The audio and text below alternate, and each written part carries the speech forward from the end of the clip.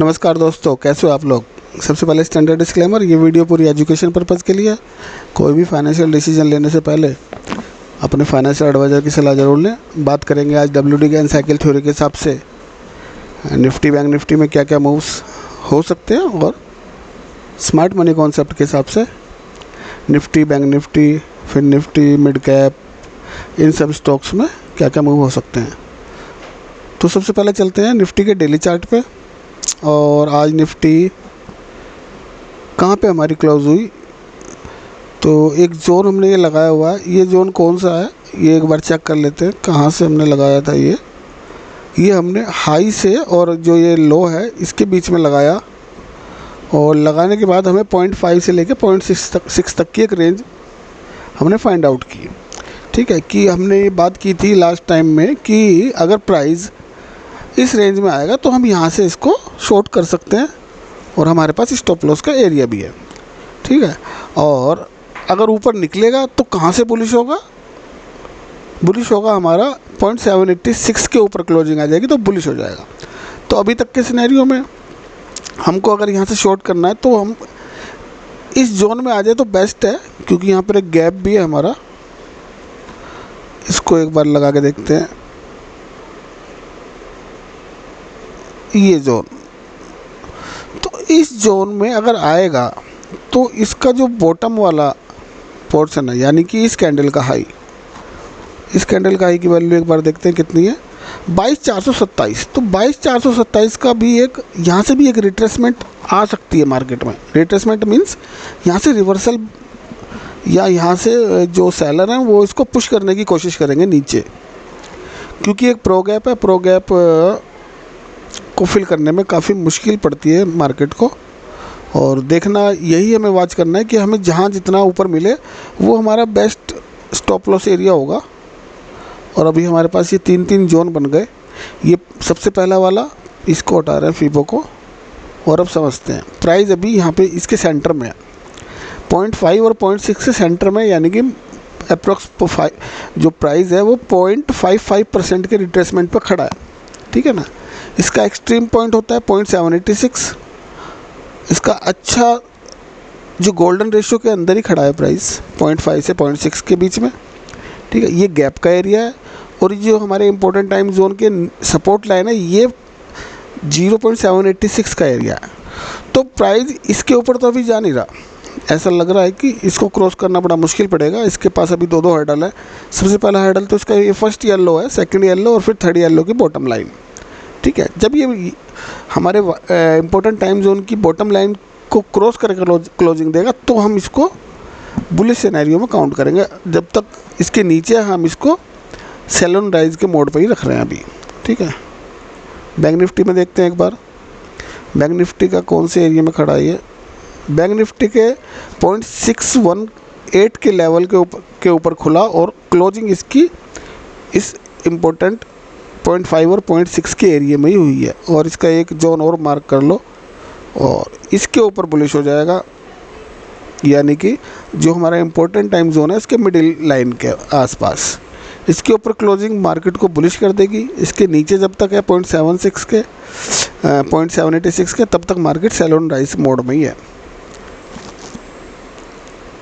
अब हम देखेंगे 15 मिनट के चार्ट पे क्या क्या स्ट्रक्चर, कुछ चेंजेस आया नहीं आया। सबसे पहले निफ्टी में क्या हुआ, निफ्टी में एक बाउंस तो आया चौक से, मतलब एक जो इसने दिया अपने एक्सट्रीम पे ओपन हुआ, और एक फॉल तो इसने यहाँ से दिया, दूसरी बार इसने यहाँ से दिया, लेकिन तीसरी बार क्योंकि जोन वायलेट हो गया था, ये वाला हमारा, ये वाला जोन जो है ये सारा यहाँ से यहाँ तक, ये एक जोन बना हुआ था एक्सट्रीम पे। ठीक है ना, यहाँ से हमको इसको सेल करना था। ठीक है ना, सेलिंग आई भी है, लेकिन अगेन इसको वो किया, इसने रिटेस्ट किया और इसको ब्रेक कर दिया। क्यों? क्योंकि ऊपर से सारी इसको वॉयलेट कर दिया इसने। चलो अब इसको हटाते हैं। अब क्या कर सकता है मार्केट, अब मार्केट ने निफ्टी ने चौक किया है बुलिश, फर्स्ट टाइम इंडिकेशन दिया बुलिश होने का। ठीक है, अब ये क्या कर सकता है, सबसे पहले तो इसको इंडूसमेंट लेना चाहिए। यहाँ पर इंडूसमेंट लेवल आपका है 22272। तो हाँ 2272.90। तो अगर इसको ये टेस्ट करता है तो फिर मार्केट नीचे जाने की कोशिश करेगा, ठीक है। तो जब तक इंडूसमेंट नहीं हो रहा मार्केट ऊपर जा सकता है, इंडूसमेंट होने के बाद मार्केट नीचे जाएगा, ठीक है, क्योंकि इंडूसमेंट के बाद ये हाई कंफर्म हो जाएगा, फिर ये एक्सट्रीम से अपना डाउन की तरफ जाएगा। लेकिन जब तक इंडूसमेंट नहीं हो रहा तब तक इसमें कोई हम पोजीशन स्मार्ट मनी के हिसाब से नहीं बना सकते, क्योंकि विदाउट इंडूसमेंट कोई बाय सेल रिकमेंडेशन नहीं है इसके अंदर according to smart money. Bank Nifty का इंडूसमेंट हुआ तो ये ऊपर जाने की कोशिश कर रहा है, तो इसको एक्सट्रीम से बेचने की कोशिश करेंगे 48,900 के आसपास। उससे पहले इसके पास ये एक हर्डल है, तो क्या देखते हैं क्या ये ऊपर पहुंचेगा या नहीं पहुंचेगा, ठीक है। फिर निफ्टी का सेम सिनेरियो है बैंक निफ्टी की तरह, इंडूसमेंट हो चुका है, एक्सट्रीम पे सेल करेंगे 21,680 के आसपास, अभी चल रहा है 21,350 के आसपास। मिड कैप का भी इंडूसमेंट हुआ ही नहीं है, लेकिन ये कर लेगा क्योंकि ये हाई को छोड़े हुए 2 दिन हो गए इसको, लो को छोड़े हुए। तो जब तक इंडूसमेंट लेने के बाद ये ऊपर जाने की कोशिश करेगा, ठीक है ना।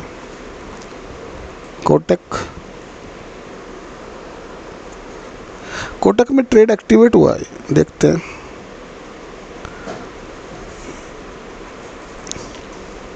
अब इस चीज़ को समझो, मार्केट बेरिश है, इसने फर्स्ट इंडिकेशन दिया कोटक ने 19 अप्रैल को कि मैं बेरिश होना चाहता हूँ, इंडूसमेंट लिया, एक्सट्रीम पे गया और ये ट्रेड एक्टिव हुआ। अब इसको नीचे आके क्लोज करना चाहिए। टीसीएस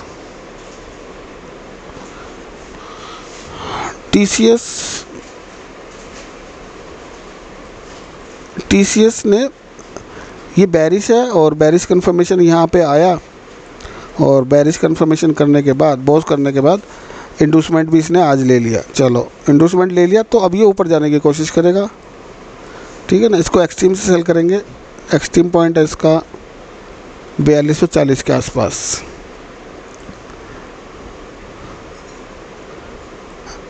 रिलायंस इंटरनल मूव्स में चल रहा है, ट्रेड एक्टिव है अकॉर्डिंग टू स्मार्ट मनी। जब तक ये ट्रेड या तो ये एसएल ले या फिर टारगेट दे, तब तक ये ट्रेड एग्जीक्यूट ही रहेगा ऑन पेपर। इन्फोसिस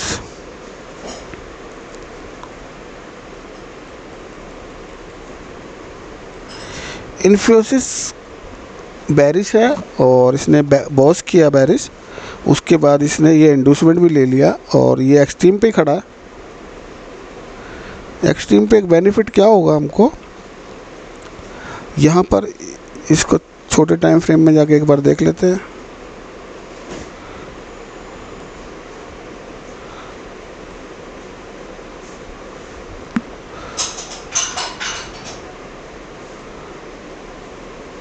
इसको कहाँ से सेल कर सकते हैं,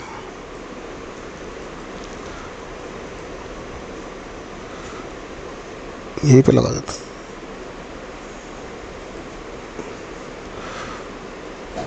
ये इसका लगा हुआ है, ठीक है ना। 7 रुपये 25 पैसे का एसएल है, अगर लेगा तो देना पड़ेगा क्योंकि ये एक्सट्रीम पे खड़ा है, और 1437 के आसपास इसको सेल कर सकते हैं। टारगेट और स्टॉप लॉस उसके 7.25 पैसे के ऊपर, और टारगेट इसका 58.40।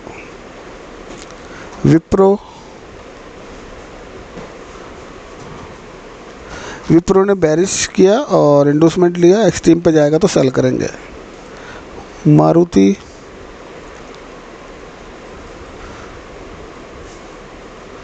मारुति ने फर्स्ट टाइम बेरिश का इंडिकेशन दिया 12 अप्रैल को, इंडूसमेंट हो गया इसका हमारा 15 अप्रैल को, एक्सट्रीम पे आज ये आ गया 22 अप्रैल को, एक्सट्रीम पे ये ट्रेड एक्टिव हो गया, और अभी थोड़ा सा गुंजाइश है 12,893, 12-13 पॉइंट अभी ये पेंडिंग है इसका, अभी हुआ नहीं है एक्टिव, ठीक है ना। तो 12-13 पॉइंट और अभी मिल जाए तो, लेकिन इसका स्टॉप लॉस बड़ा है, ध्यान रखना। सन फार्मा बेरिश है और इंडूसमेंट हो चुका है, एक्सट्रीम पे जाने की कोशिश करेगा, यानी कि ऊपर, तो जितना ऊपर मिलेगा वहाँ से सेल करेंगे। सिप्ला का ये बेरिश है काफ़ी टाइम से और इंडूसमेंट हो चुका है। एक्सट्रीम है इसका यहाँ पर 1376, stop loss 1385। Asian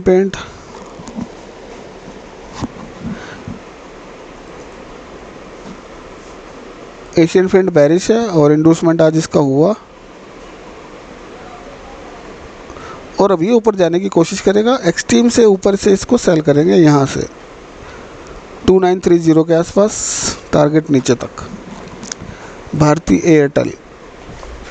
Airtel bullish है और अभी इसका इंडूसमेंट पेंडिंग है। इंडूसमेंट ले अपना 1285, तब इसमें हम फर्दर बाय सेल कर सकते हैं। अभी ये अगर इंडूसमेंट लेगा तो ये नीचे जाने की कोशिश करेगा, ठीक है। नीचे से यहाँ से इसको बाय करेंगे 1185 के आसपास। ये हो गए सारे स्टॉक्स। मिलते हैं नेक्स्ट वीडियो में। थैंक यू दोस्तों।